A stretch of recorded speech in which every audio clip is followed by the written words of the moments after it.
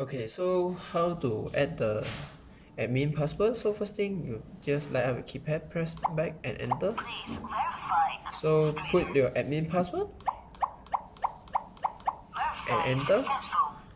Okay, after that you can press 1, add admin,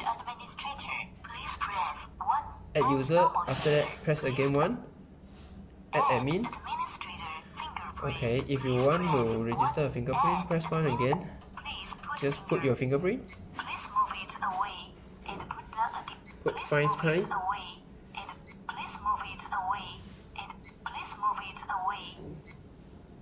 Okay, already done. Okay, if you want to register the card, press 2. After that, using your card to tap here.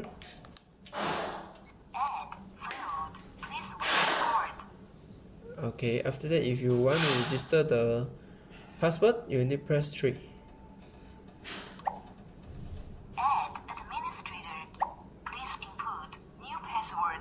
So you can put your password, 6-digit number. Please input again. Number 0, 0, Yeah, so already done.